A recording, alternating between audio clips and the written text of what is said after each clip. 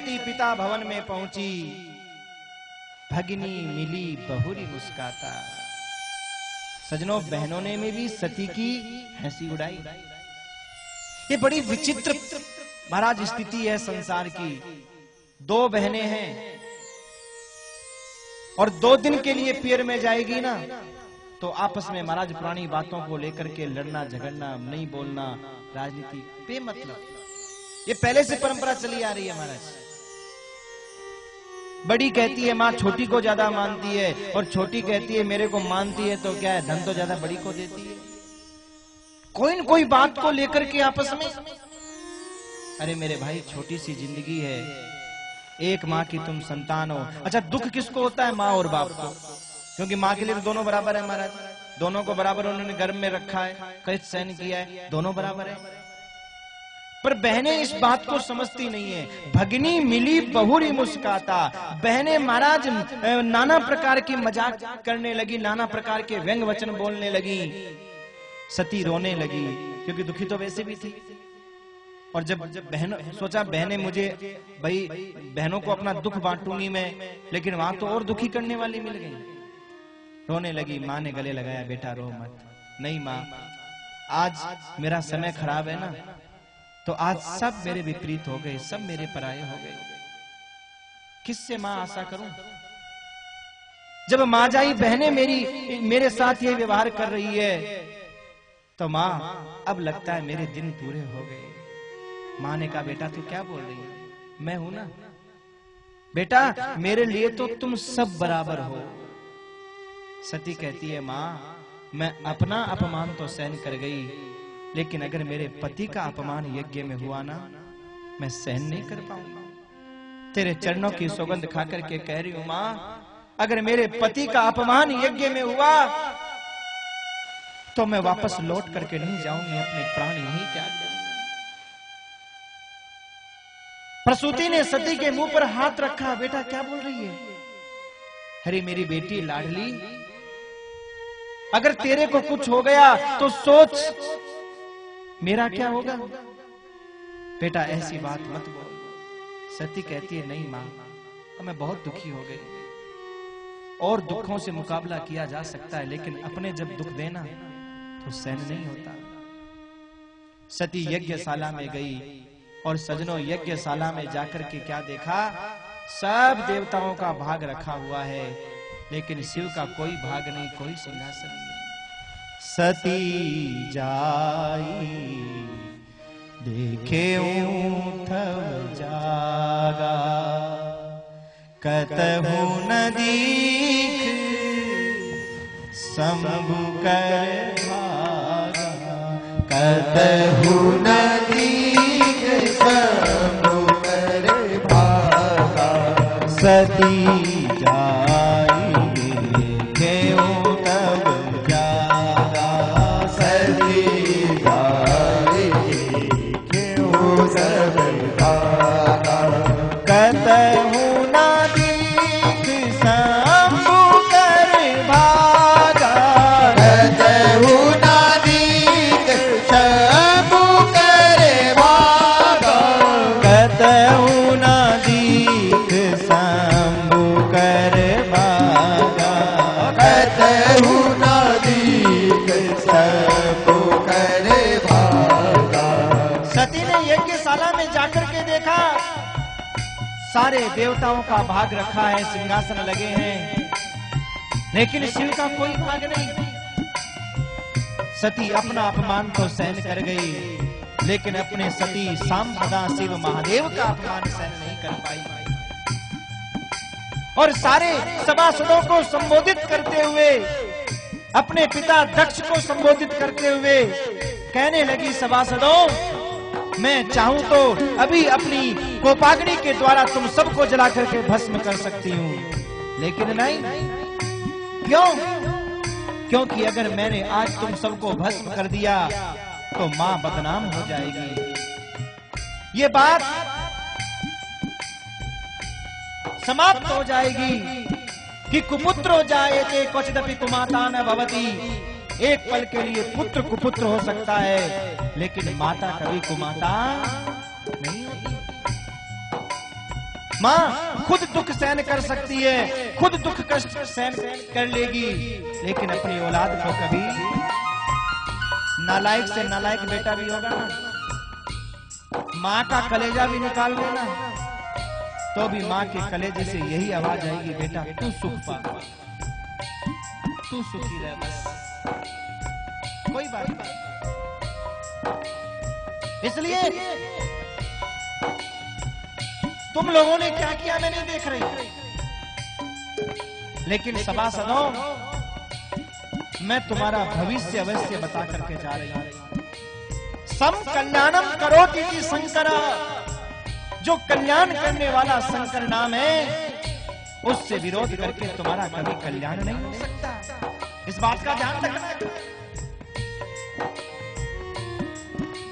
भगवान शिव से विरोध करके अगर तुम ये सोच रहे हो कि यज्ञ को पूरा कर लोगे, तो ये यज्ञ कभी पूरा नहीं हो सकता। और इस प्रकार सभी सभासदों को कहते हुए माता सती ने योगाग्नि में अपने प्राणों का त्याग कर दिया।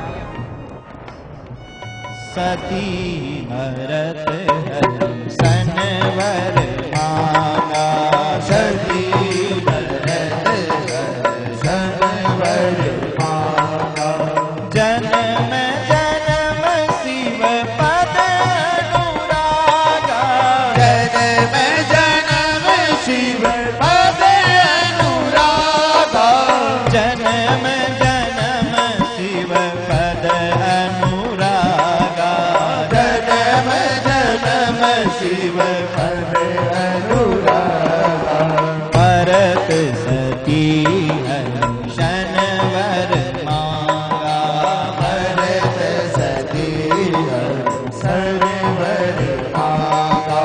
सती ने शरीर छोड़ते छोड़ते और भगवान हरि से, नारायण से वर मांगा, हे नारायण, हे हरि, हे परमात्मा, अगर मेरा थोड़ा भी पुण्य शेष हो, अगर मेरी शिव के प्रति सच्ची लगन हो, सच्ची श्रद्धा हो, सच्ची भक्ति हो, तो मैं जब भी जन्म लूं मुझे शिव ही पति रूप में मिले, मैं शिव के चरणों की दासी बनूं, ये मेरी अंतिम इच्छा है, अंतिम कामना है। और ऐसा कहते कहते सती योगाग्नि में शरीर छोड़ रही है और कहती है, हे महादेव, हे नाथ, हे देवादिदेव, मुझे माफ कर देना, आज मैंने आपकी बात को नहीं माना, इसलिए मैं आपको मुंह नहीं दिखा सकती, और जिस शरीर के साथ में मेरे पिता दक्ष का नाम जुड़ा हुआ है, इस शरीर को भी नहीं रख सकती। इसलिए हरि ने चाहा और अगला जन्म मिला तो मैं आपके चरणों की दासी फिर बनूंगी, इस जन्म के लिए मुझे क्षमा कर देना। और इस प्रकार कहते हुए सती ने योगाग्नि में शरीर छोड़ दिया। साथ में आए हुए गणों ने आक्रमण किया। भृगु जी ने यज्ञ से सैनिक प्रकट करके सारे गणों को भगा दिया। सारे गण जात महाराज महादेव बाबा के पास में पहुंचे रोते रोते। इधर नारद जी महाराज ने जाकर के सूचना दी।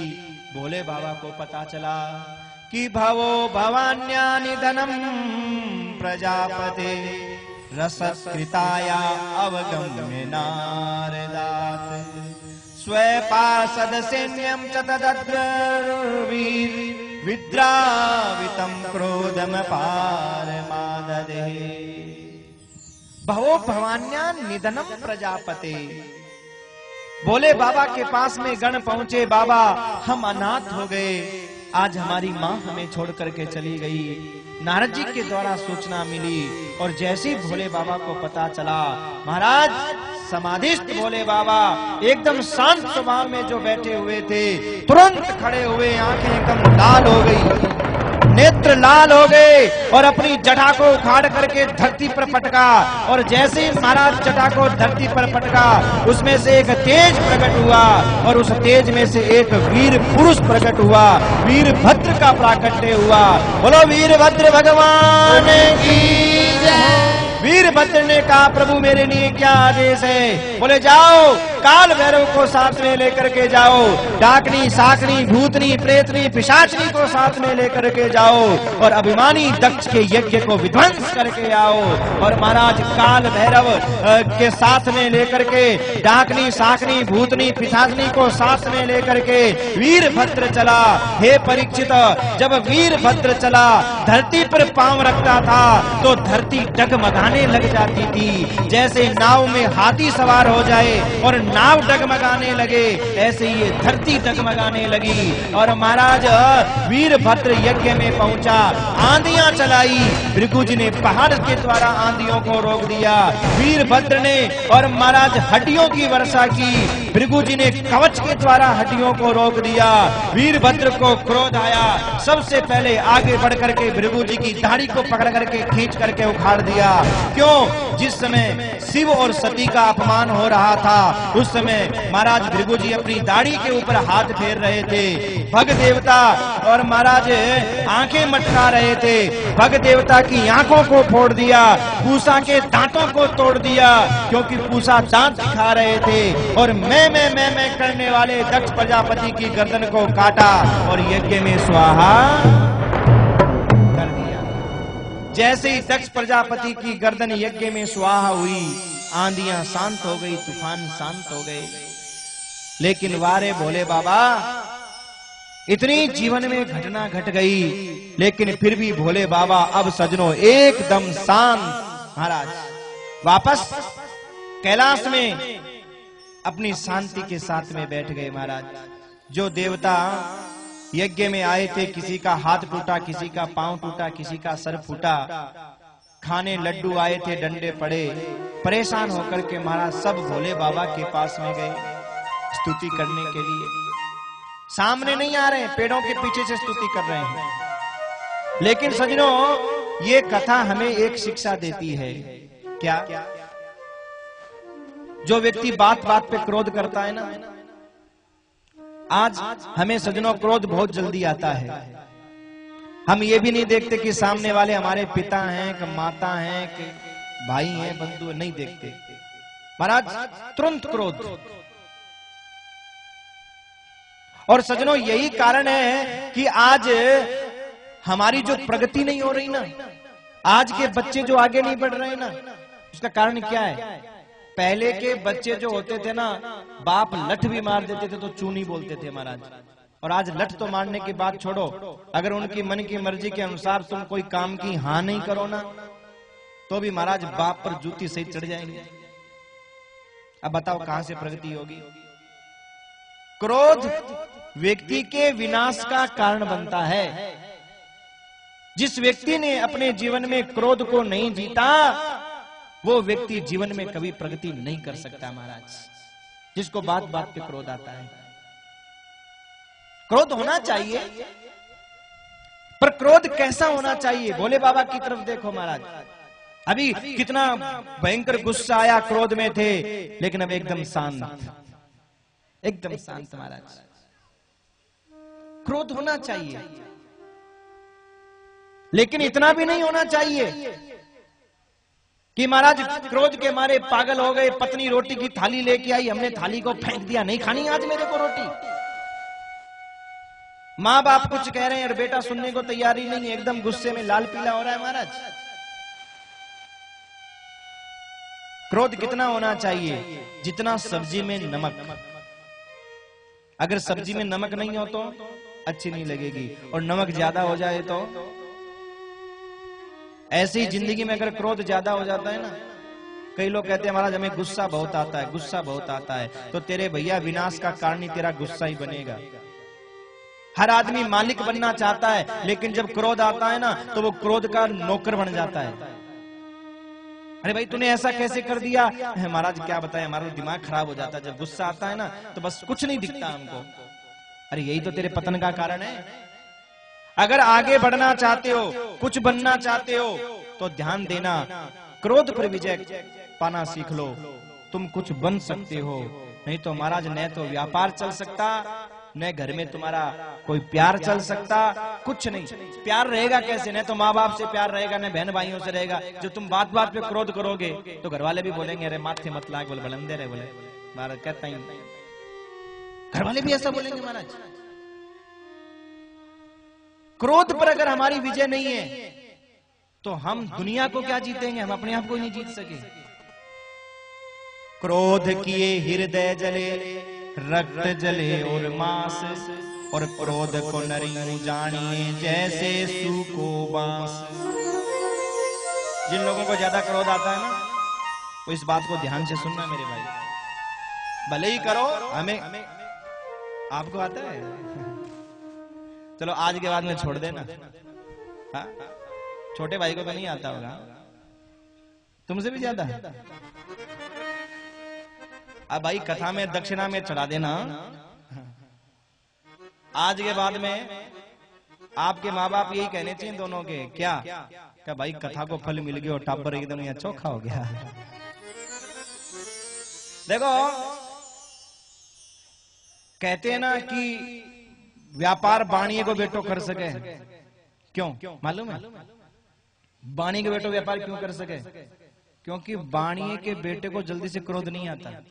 ये असली बणिये की पहचान है। नाम है बणिये, मतलब बणिये बिगड़िए मत, इसलिए कहते हैं उनको बणिये। बणिये मतलब कुछ बणिये, बिगड़िए मत। बुरा मत मानना देखो कोई, क्योंकि बाणिया कोई लाख के महाराज, बुराई नहीं, बणिये बिगड़िए मत, उसको कहते हैं बणिये। व्यापार क्यों चला सकता है? अब महाराज कोई दूसरा व्यक्ति हो बणिये के अलावा, उसकी दुकान पे तुम सामान लेके जाओ, जैसे बणिये की दुकान पे कोई आधी बोरी चावल एक बोरी चावल की लेके आया, आधी तो खाली और आधी खाने के बाद आधी पाछी करके आवे। क्या सेठ जी के चावल दिया है में तो इल्लियां पड़ी है, लट पड़ी है और पड़ी है, छोरा का पेट खराब हो गया, छोरा बीमार हो गया। अब बाणियो बावड़ो थोड़ी है, सब पत्तो है, आधी खाई जब तक तेरे की को नहीं हो, और आधी खाए बाद तेरा टाबर बीमार हो जाए, पर वो कुछ बोलेगा नहीं। वो तुम चाहे उसको चार सुना दो, असली बणिये का बेटा है ना, वो एकदम गम खींच लेगा। क्यों? उसे व्यापार से मतलब है, लड़ाई झगड़े से मतलब नहीं है उसको। उसे पता है मैं अगर कुछ बोलूंगा तो ये तो जाएगा ही जाएगा, और 5 को और तोड़ेगा। यार बाणिये बहुत खराब है कि दुकान में माल मत लीजिए, माल खराब दे और ऊपर वहां को और दिखावे, तो वो कुछ नहीं बोलेगा। जैसी वो आधी बोरी लेके जाएगा, सेठ जी के सामान दियो हो तो एकदम खराब और इनमें लट पड़ी इल्ली पड़ी है जी, माल का ठाठो ही माल है, की दुकान है, दूसरी ले जाओ, नाराज मत हो, ठाकी है, ले जाओ। अब महाराज वो ग्राहक क्या सोचेगा, वाह सेठ जी तो बावड़ा है, देखो मैं बावड़ा बना दियो, आधी बोरी ले और बड़ी पाछी ले गयो। उसे ये नहीं पता ये सेठ जी तेरे बाप है बेटा, चिंता मत कर, तेरे हिसाब में ऐसी चिड़िया बैठाएंगे तेरे को पता नहीं चलेगा कहां एक बोरी घुसेड़ दी।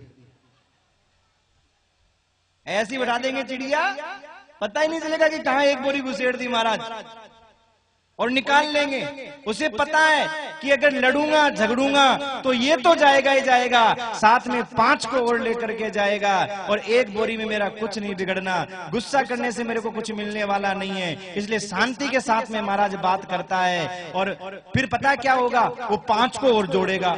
यार कुछ भी को है, सेठ जी बहुत बढ़िया यार, क्यों बोले आधी बोरी लेके गए यार, चू कौन बोलियो अगलो, एक बड़ी पाछी देती, बहुत बढ़िया आदमी है भाई। अब बताओ 10 ग्राहक जुड़ गए तो उसका तो नुकसान पूरा हो गया ना, और वही गुस्सा करता तो क्या ले लेता।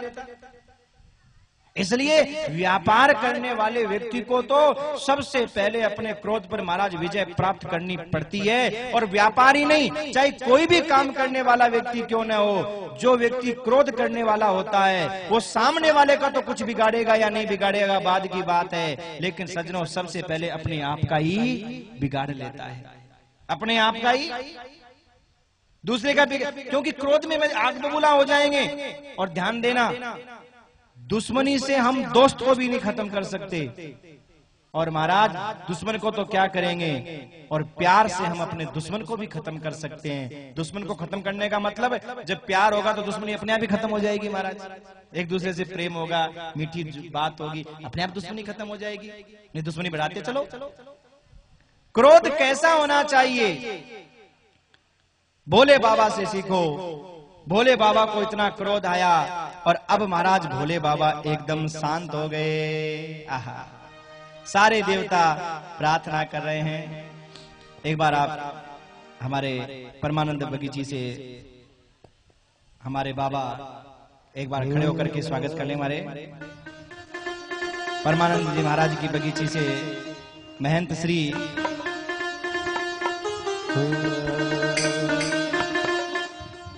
बोलो परमानंद जी महाराज की।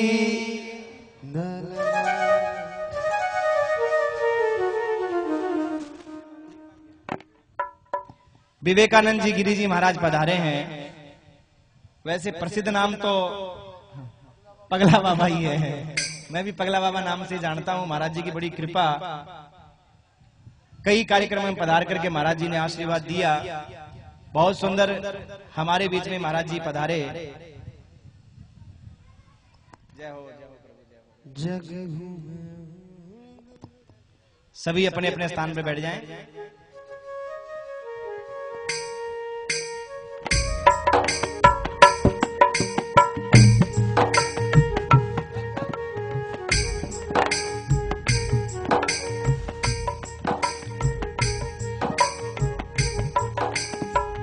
बोलो कृष्ण कन्हैया की जय, शंकर भगवान की जय, परमानंद जी महाराज की जय। जय जय श्री राधे श्याम। बहुत सुंदर संत समागम हरि कथा तुलसी दुर्लभ दोय। और सजनों, हमें हरि कथा भी मिल रही है और संतों का आशीर्वाद भी। शेष भगवान के जो पुजारी जी हैं वो भी हमारे बीच में महाराज विराजमान हैं। और परमानंद बगीची के परमानंद जी की बगीची के जो महंत जी हैं वो भी हमारे बीच में विराजमान। बहुत सुंदर। आइए पुनः हम कथा प्रसंग में डुबकी लगाते हैं। नमः शिवाय, ओम नमः शिवाय, हर हर भोले नमः शिवाय। नमः शिवाय, ओम नमः शिवाय, हर हर भोले नमः शिवाय। नमः शिवाय, ओम नमः शिवाय, हर हर भोले नमः शिवाय। नमः शिवाय, ओम नमः शिवाय, हर हर भोले नमः शिवाय। नमः शिवाय, ओम नमः शिवाय, हर हर भोले नमः शिवाय। नमः शिवाय, ओम नमः शिवाय, हर हर भोले नमः शिवाय। नमः शिवाय, ओम नमः शिवाय, हर हर भोले नमः शिवाय। नमः शिवाय, ओम नमः शिवाय, हर हर भोले नमः शिवाय। नमः शिवाय, ओम नमः शिवाय, हर हर भोले नमः शिवाय। नमः शिवाय, ओम नमः शिवाय, हर हर भोले नमः शिवाय। नमः शिवाय, ओम नमः शिवाय, हर हर भोले नमः शिवाय। नमः शिवाय, ओम नमः शिवाय, हर हर भोले नमः शिवाय। नमः शिवाय, ओम नमः शिवाय, हर हर भोले नमः शिवाय। नमः पार्वती पते हरे हर महादेव शंभो। सारे देवता जाकर के भोले बाबा की स्तुति करने लगे पेड़ों के पीछे छुप करके। सजनों, भोले बाबा एकदम शांत। देवता तो सोच रहे थे पता नहीं कितना क्रोध में होंगे, कितना गुस्से में होंगे, लेकिन एकदम शांत और मुस्कुराते हुए बोले, देवताओं आओ आओ, कैसा रहा यज्ञ। देवता कहने लगे, बाबा क्या बताएं, खाने तो लड्डू गए थे लेकिन डंडे पड़ गए। जाओ जाओ यज्ञ करो। बाबा आपके बिना यज्ञ नहीं हो सकता, आप पधारो। बाबा बोले, भाई हम क्यों पधारे, हमारा तो कोई भाग ही नहीं है और बिना भाग के हम क्यों भागे। कहा, भगवान कौन कहता है आपका भाग नहीं है। एस ते रुद्र भागोस्तु यदुच्छिष्टोध्वरस्य वै यज्ञस्ते रुद्र भागेन कल्पता मध्य यज्ञ। भगवान, आज के बाद में यज्ञ में जो शेष रहेगा वो आपका भाग होगा। हम यज्ञ में आहुति देते हैं, जो सामग्री बाहर गिर जाती है ना, उस सामग्री को कभी उठा करके वापस अग्नि में नहीं डालनी चाहिए। हम सोचते हैं बेकार, बेकार नहीं, वो भोले बाबा को प्राप्त हो जाती है। क्या बाबा आपका कौन कहता है भाग नहीं है? अरे आपके भाग के बिना कभी काम होगा? बाबा ने कहा जब हमारा भाग है तो जरूर भागेंगे, चलो। और भोले बाबा ने आकर के महाराज दक्ष प्रजापति के मैं करने वाले दक्ष प्रजापति के बकरे की गर्दन को लगाया। भृगु जी महाराज भग देवता आदि के नेत्रों को ठीक किया, पूषा के लिए सत्वे का निर्माण किया। इसके बाद में देवताओं ने बड़ी सुंदर यहाँ स्तुति की। आइए दक्ष की स्तुति का हम थोड़ा सा एक श्लोक में श्रवण कर लेते हैं, फिर आगे बढ़ते हैं। दक्ष कहता है 13वां श्लोक चतुर्थ स्कंद के 7वें अध्याय का। दक्ष ने कहा कि भूया अनुग्रहो भवता कृतो में दंडस्त्वया मयि भीतो यद्यपि प्रलब्धः। हाथ जोड़ के दक्ष प्रजापति कहता है हे प्रभु, हे महादेव, आपने मेरे ऊपर बहुत बड़ी कृपा की, बहुत बड़ा अनुग्रह किया। भोले बाबा ने कहा भाई क्या अनुग्रह किया? हाँ क्या अनुग्रह किया? अरे डंडे से मारना कोई अनुग्रह होता है क्या? दंडस्त्वया, महाराज दक्ष प्रजापति कहता है प्रभु दंडस्त्वया मयि भृता, आपने डंडे से मारा, ये अनुग्रह किया मेरे ऊपर। बोले डंडे से मारना अनुग्रह होता है? भगवान शिव बोले देखो बातों से समझाया तो समझ में नहीं आया, और लात पड़ी तब कहता है अनुग्रह किया। इसको कहते हैं कि लातों के देवता बातों से। अब सजनों सत्संग भी कई प्रकार का होता है। सत्संग है ना, एक होता है बातों का सत्संग, बात को समझना। एक होता है हाथों का सत्संग और एक होता है लातों का सत्संग। अब कई लोग ऐसे होते हैं जो बातों के सत्संग से नहीं समझते हैं। उदाहरण आप कहोगे कोई उदाहरण है ऐसा? रामचरितमानस पढ़ते हो ना, सुंदरकांड। सुंदरकांड में जब हनुमान जी महाराज लंका में प्रवेश करने लगे तो लंकनी आ गई। कहां जा रहा है? रुक, जाने सी नहीं मरम सट मोरा, मोर आहार जहां लगी चोरा। रुक, तू जानता नहीं है मेरे मरम को। अरे मेरा आहार चोर है, मैं चोर को खाती हूं। हनुमान जी बोले देवी अगर तुम चोर को खाती हो ना तो मेरा काम हो गया, मुझे अंदर जाने की जरूरत ही नहीं है। क्या काम हो गया? बोले मैं चोर नहीं हूं, तो मैं तो चोर का पीछा करने वाला हूं। अरे किस चोर का पीछा कर रहे हो? बोले अभी अभी कोई चोर हमारी माता सीता को लेकर के आया है और वो इधर ही आया है। तो देवी तुम कहती हो मैं चोर को खाती हूं, तो चोर को तो तुम खा गई होगी। अब माता सीता मेरे को दे दो, मैं तो वापस चला जाता हूं, मैं क्यों अंदर जाऊंगा। लंकनी बोली अरे मूर्ख, तू जिसको चोर कह रहा है वो हमारे लंकाधिपति महाराज रावण है, वो चोर नहीं है। हनुमान जी बोले ये मामला गड़बड़ है, चोर को तो रखाती है और जो पीछा कर रहा है उसको तू खाती है। इसका मतलब तूने सत्संग नहीं किया। पहले तो महाराज बातों से समझाया, बातों का सत्संग समझ में नहीं आया। हनुमान जी मन में सोचने लगे ये बातों वाली नहीं है, तो सेकंड राउंड शुरू करो, हाथों वाला सत्संग। और मुट्ठी का एक महाकपि हन्नी महाराज खींच करके एक मुक्का मारा लंकनी के, और जैसी धरती पर पड़ीर खून निकला तब कहती है महाराज ओ सत्संग जोर को हो की बात, रोम रोम में चारणो गयो। देखो महाराज एक मुक्को पड़ता ही, बातों के सत्संग से काम नहीं हुआ, हाथों के सत्संग से।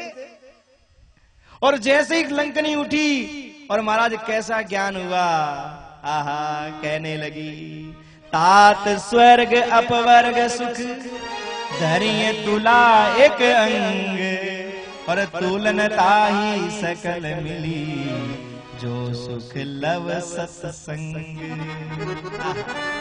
महाराज अब की बार सत्संग हुआ है, और ऐसा सत्संग थोड़ा सा भी मिल जाए ना बस हो गया महाराज काम।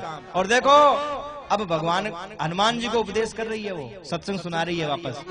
सत्संग का क्या ज्ञान हुआ?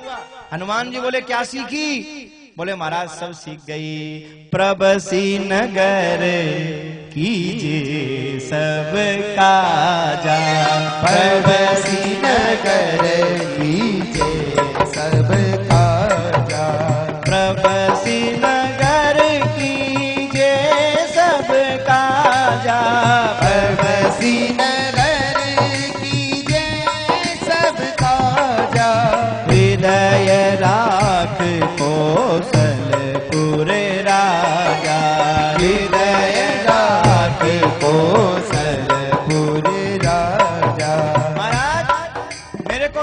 से ज्ञान हो गया कि आप दुनिया में चाहे कितने भी कहां कोई काम करो, लेकिन हृदय में भगवान का नाम, भगवान का ध्यान, भगवान का स्मरण होना चाहिए। ये हम सब लोगों के लिए उसने महाराज उपदेश किया। कह तो हनुमान जी को रही है कि आप लंका नगरी में भगवान को हृदय में दान करके कार्य करो, आपको कार्य में